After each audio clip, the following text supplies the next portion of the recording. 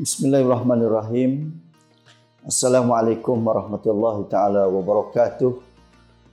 Kepada semua warga UiTM Cawang Kelantan, bersempena dengan bulan yang penuh barakah yang akan datang ini, bulan Ramadan, saya ingin mengucapkan salam Ramadan kepada semua warga. Semoga pada bulan yang penuh keberkatan ini kita dapat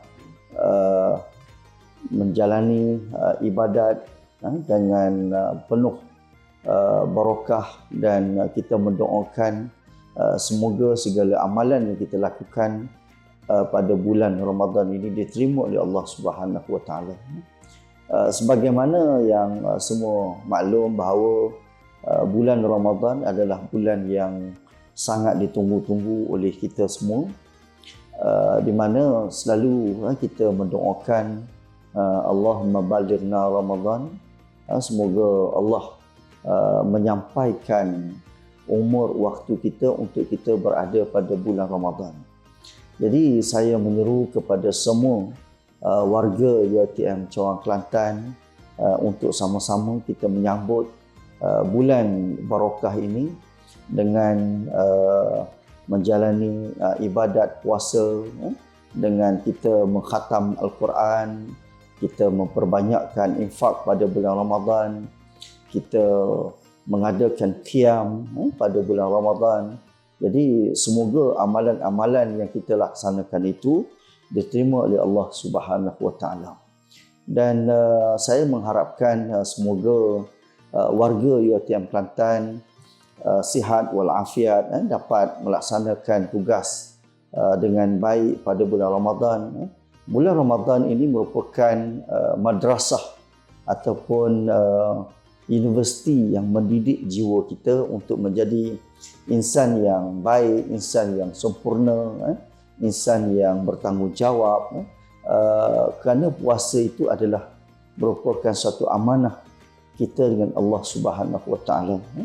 Jadi bulan puasa juga adalah bulan untuk kita bukan sekadar menghampirkan diri kepada Allah Subhanahu Wa Taala, tetapi juga adalah bulan untuk kita bersilaturahim, dengan memperbanyakkan kita memberi infak, makan kepada semua orang yang berpuasa. Itu merupakan satu pahala yang sangat besar di sisi Allah Subhanahu Wa Taala. Jadi bulan Ramadan adalah bulan kasih sayang antara kita, dan bulan yang menghubungkan silaturahim antara kita semua.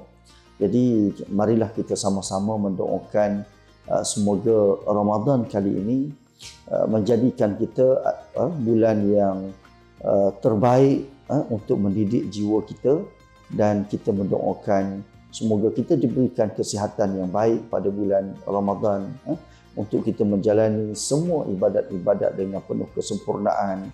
Dan kita mendoakan semoga tahun ini adalah tahun yang terbaik untuk kita melaksanakan ibadat kepada Allah Subhanahu Wa Taala. Jadi di kesempatan ini saya ingin mengucapkan selamat berpuasa kepada semua warga UiTM Cawang Kelantan, kepada para pelajar yang bercuti pada bulan Ramadan. Saya mengharapkan anak-anak pelajar semua dapat menyambut bulan Ramadan, berbuka bersama keluarga masing-masing di kampung halaman, dan jaga diri baik-baik. Dan kepada semua warga, saya mengucapkan selamat Ramadan Al-Mubarak. Sekian, Assalamualaikum warahmatullahi taala wabarakatuh.